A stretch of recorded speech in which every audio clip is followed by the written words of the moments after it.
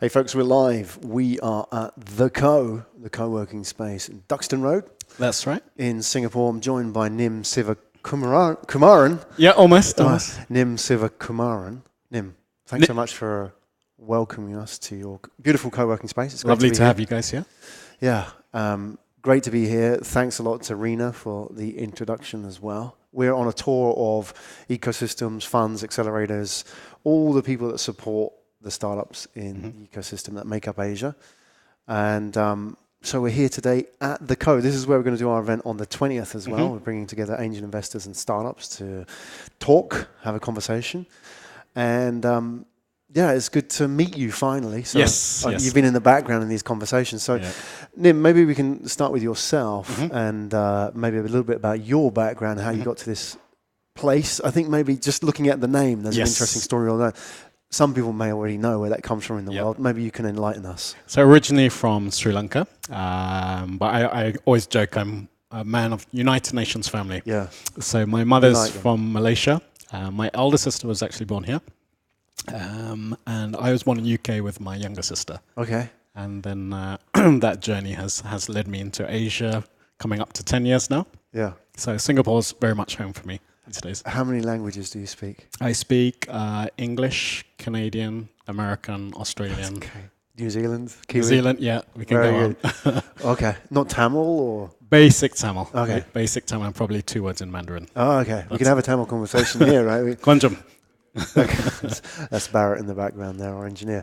Okay, so you've been in Singapore 10 years. So Singapore for close to 2.5 years. In Asia Pacific for 10 years. Because you travelled around quite a bit, haven't you, as well? It's quite. I mean, I'm a fellow traveller, right? Spirit. So what's the story there? Story there, I was originally in events, so focusing at tech events. So that took me around the region. I was based out of Malaysia and then Australia.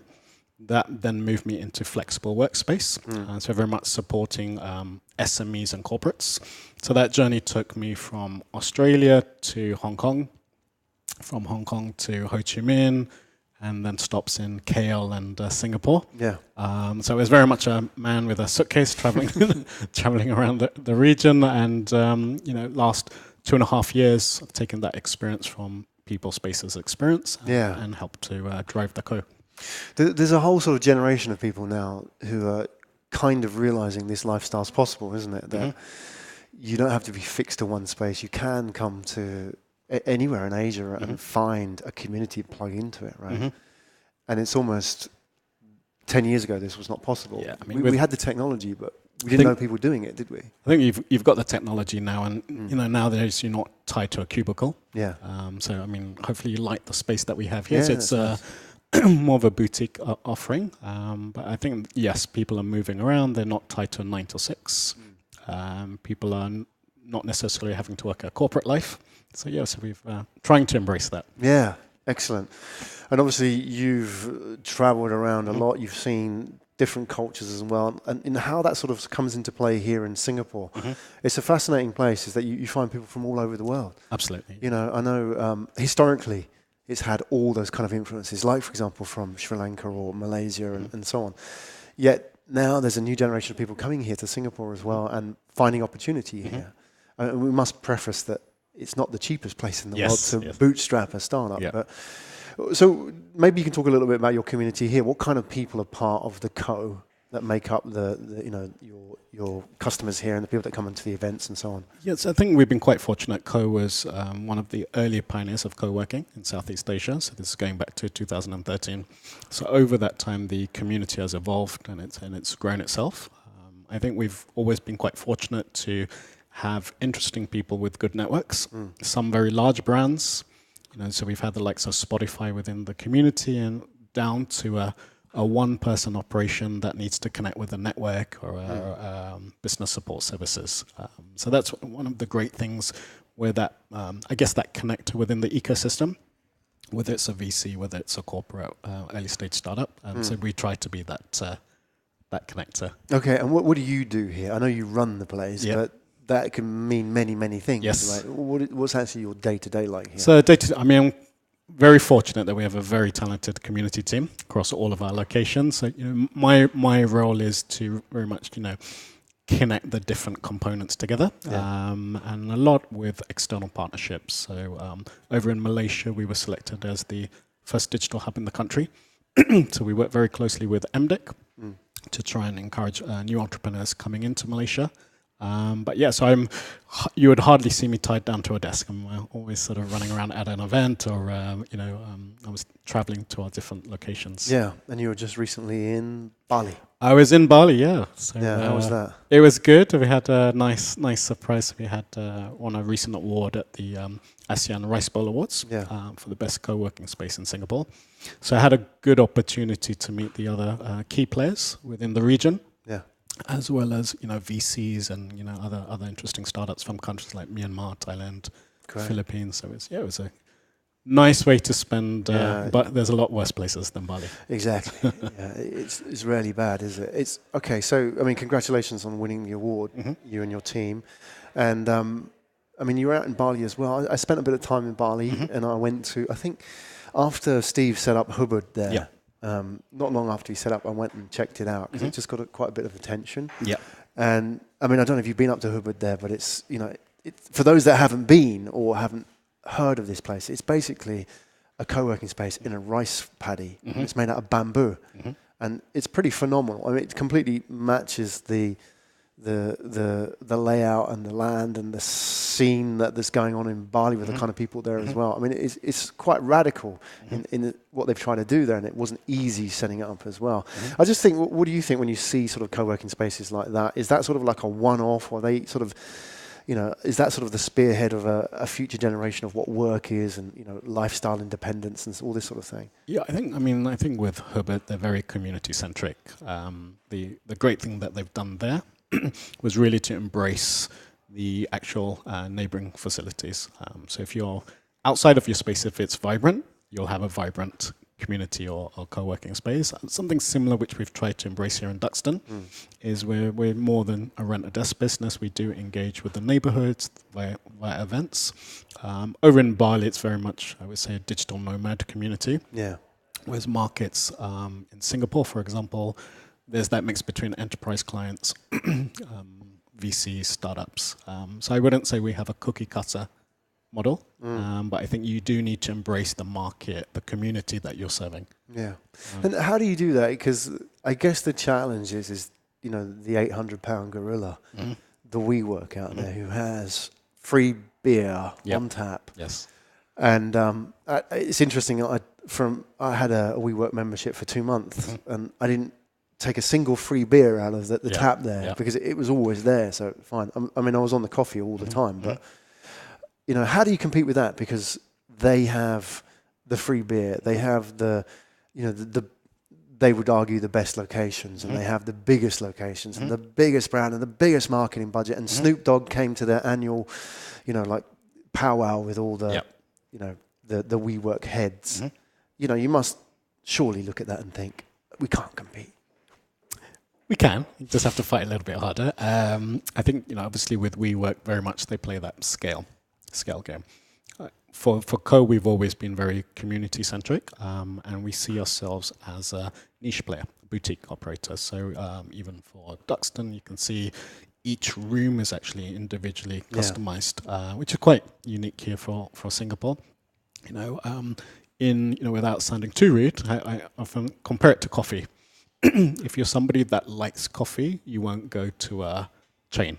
Yeah, McDonald's or Starbucks. Yeah, without mentioning that. Yeah. That's fine, I can do that. So I think for Co, we have that legacy. We've been here for multiple years. Yeah. We've built up a loyal community base. We've got some great companies. We have one of our community members. Their investor is the co-founder of Alibaba, for example. So we've always had that ability to bring these people together. So I'd say, WeWork, they're running their own race. We prefer to, focus on our own efforts. Yeah. You have to find that sort of niche and that they can't compete in. So how does that actually manifest in the community itself? I know a lot of co-working spaces talk about community and community building, but how do you can actually touch and feel that as a member of that community? So Co is part of a larger group called Arc Spaces.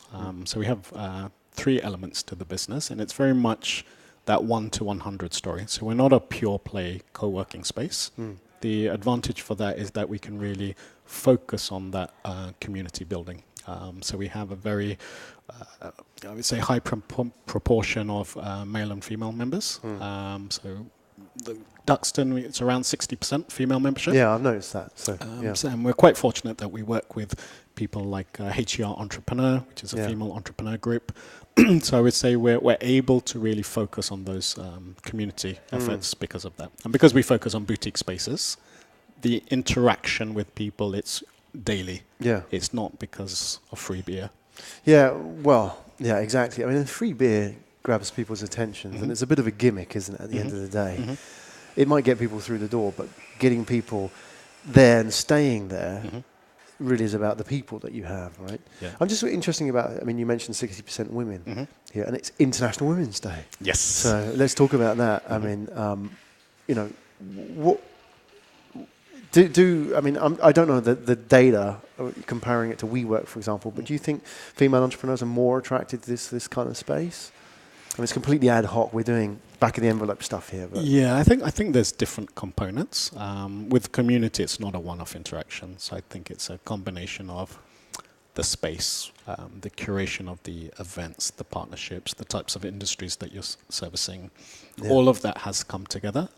We're quite fortunate in we have supported a couple of niche community groups who are trying to create more opportunities. So over time, that percentage has obviously increased. Yeah. Okay. Good. And where do you see it going from here? Because I guess the challenge for a co-working space is understanding which direction they go in. Do they open more spaces? Do they, take new floors? Do they even take this model and do it for corporates and provide, because now corporates are looking at co-working spaces and saying, can we do that, right? Or do we sort of, add extra services into the co-working space and upsell those to your existing members? How do you see it sort of the journey now for the co from here on in? I mean, we've, as one of the early adopters, we're here to serve the ecosystem, whether it's landlords themselves, whether it's the startup community, whether it's VCs.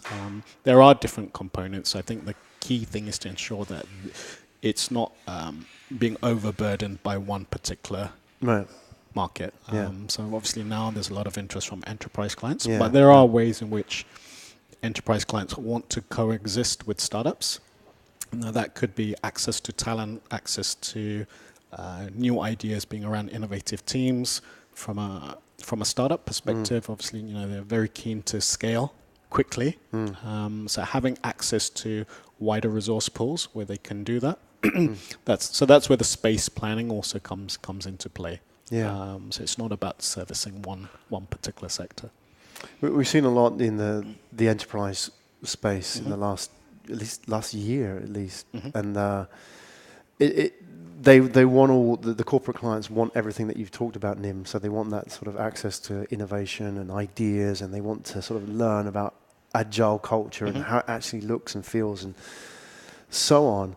The challenge is making that work, because there is a bank who shall not be named who moved into a co-working space that won't be named somewhere in Asia in a city, and they went in and they said, okay, we love the co-working space effectively. We want to be part of this community. Yet we're going to do this, and we're going to have 2 floors, and the floors are going to be, only accessible by key card. And we want our own coffee machine in there and everything, so our people don't have to come out and mix with the startups, right? So, it's co-working more like flexible office space more than anything else. So how do you, is there sort of education that needs to happen there? I mean, when you talk to enterprise clients, for example, how do you find that, because you have to kind of almost go into the DNA of the organization and play around with it a little bit. Yeah, so I think we've been quite fortunate in terms of we've been involved in the enterprise market for quite some time. We have another brand which is called Arc Offices, which is spread across Asia, so also covering China. So we're in Beijing, Shanghai. We've extended that to markets like Hong Kong, Yangon, as well as Singapore and Malaysia. So we've had a lot of experience in dealing with space requirements for 300 people. So we have those different elements. Each need is different. But I think if you're community-centric, then that's where the curation of the events, the partnerships is critical, because it's, how do you bring people together? Social is obviously a great way, because it brings people in an informal manner. So our community team work very hard with that, whether that's a weekly yoga session, whether it's, it's a happy hour. So we try and bring those elements. So there is those interaction points. So a large part of what we do is to connect people, be it through in-person or obviously technology. Yeah. And doing that, what have you learned in the journey? What do you know now about co-working spaces that you didn't know when you started out?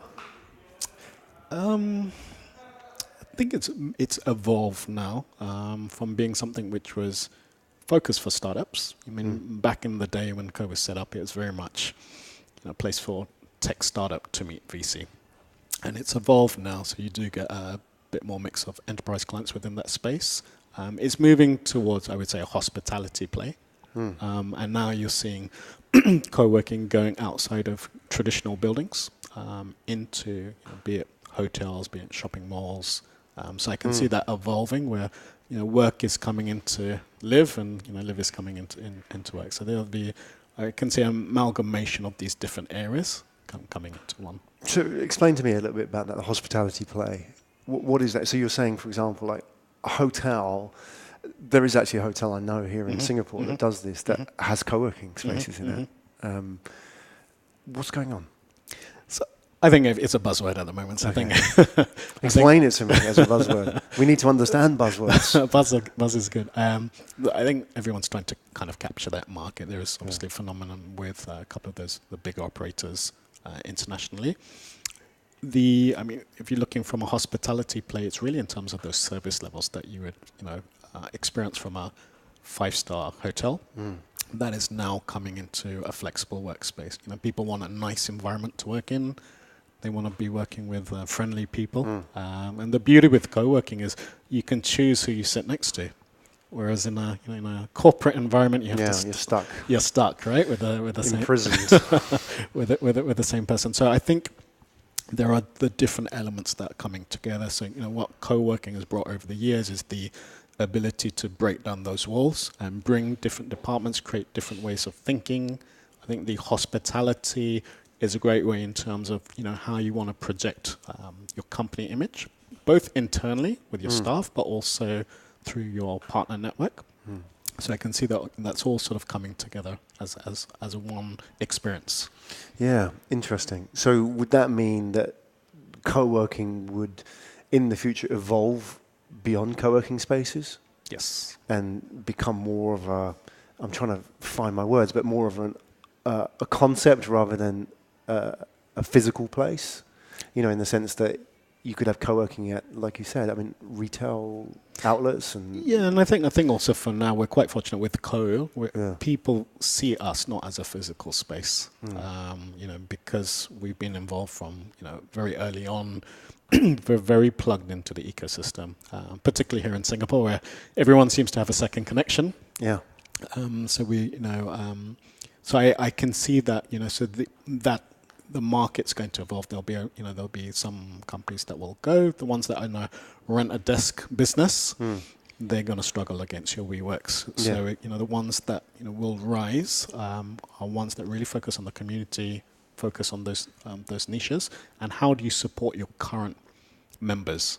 How do you help them grow personally, professionally? Yeah, and that's what we tried to do here. Okay. Great, it's fantastic. I'm very curious about the kind of people you've got sitting out there today. And I know you don't get the benefit of being a look out there like I can from here. So what kind of people do we have in the code today? Because I'm curious, you said there was a real mix. You had like enterprise clients and you had startups and so on.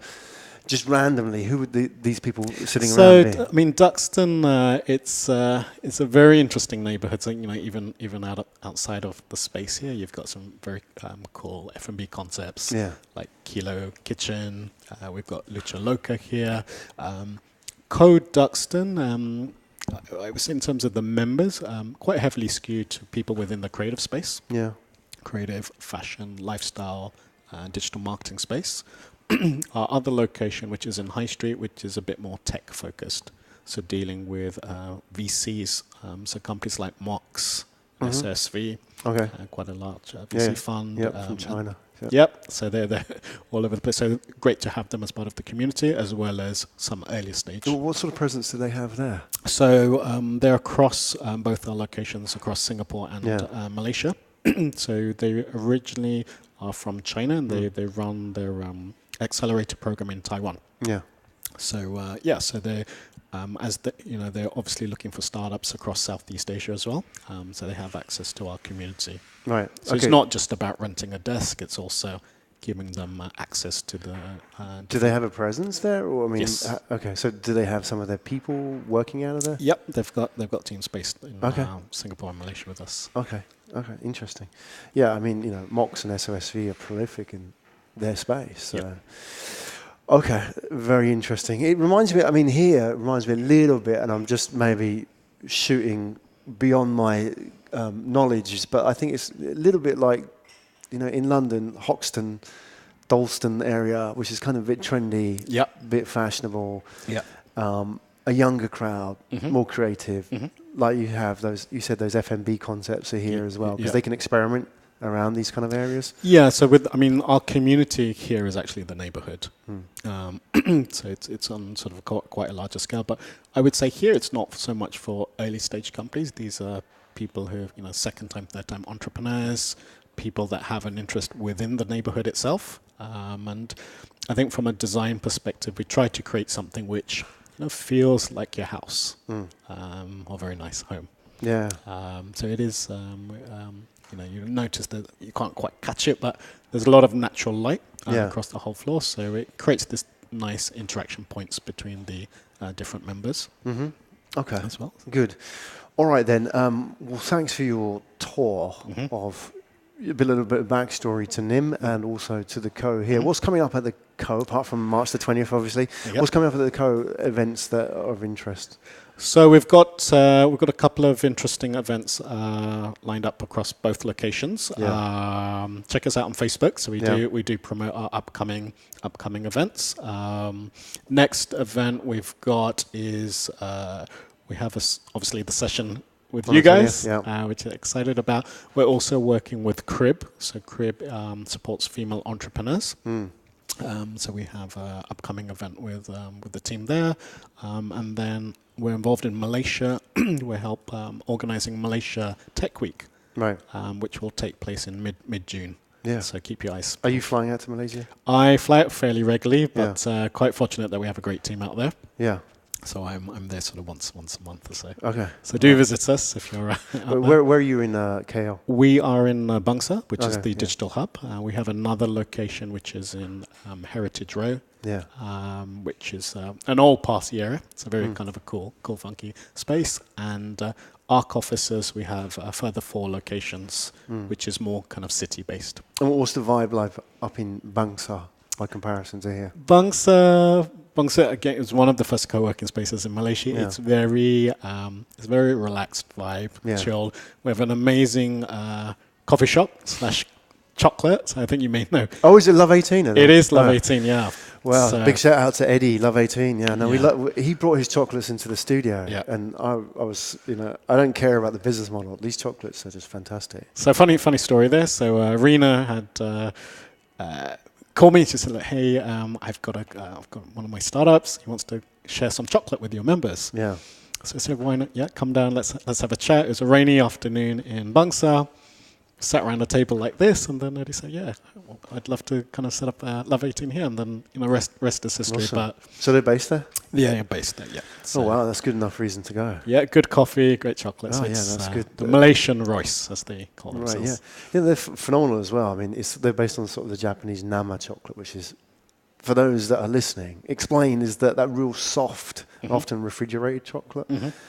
Yeah, it tastes amazing. Yep. And he's got a real passion for it. So, I mean, it's great to be around people like that as well. So they're really into what they do. Yeah, and I think that's also what we try to do. We try, promote from within the community. It's not just about having a big brand come in to occupy the entire space. So you do need to have these different components. So, Love 18 themselves are a startup. And so, it's great to have them there. They can share obviously the journey that they're going on with the community. So do check us out on Facebook. So we do list our upcoming events. Yeah, all right, great. We'll put all your details in there, and if people want to reach out as well, you've given them many options to do that. Nim, thanks for your hospitality today and showing us this space. So this is where we're going to be on March the 20th. We're going to bring, I think roughly, figures to be confirmed, like 12 startups and 5 angel investors. And we're going to put them in a room together and make them talk. Great. So, they would have seen all the pitches beforehand, so there's no pitching. So really, that evening is about talking, getting to know each other, and asking questions as well. We believe, and I think it was Rena that said this, and yes, it was Rena, when we were talking about, we were a bit tired of all the sort of pitch competitions and Shark Tanks and so on. They have their place. Yep. They're entertainment, which is great. And I said, but, startups, they don't need sharks. Yep. Like, sharks are not good, like they're not benevolent creatures on your side. They're going to eat you up and rip you apart. And then Rena turned around and said, I'm more of a dolphin than a shark. Yeah. And that's when it sort of solidified. Actually, that's the kind of approach that we need. Much more sort of benevolent, kinder approach, rather than ego and I'm in, I'm out, or I've got 5 minutes, I'm getting on a plane. Are you with me? That's not what we need in the startup ecosystem. We need to have proper conversations. And we need a space where we can do that as well. So, looking forward to it. Yeah, are you going to be there? I will be there for Excellent. sure. Great, looking forward to that, and we'll continue this conversation. Nim Sivakumaran. That's it. You perfect. Who runs the co here in Duxton Road. Yeah. So, obviously, if you're in the space, in the area as well, then drop in and say hi. Feel free to drop in. We've got Joanne and Hanson here, so I'm sure they'll say, we can't quite see them. Great team, so they'll look after you. Yes. Nim, thank you so much for sharing your journey with us today. We're on a tour of the startup ecosystem in Asia and all the people, the unsung heroes who help build that ecosystem. So thanks a lot today for your hospitality. Okay. Thanks, guys.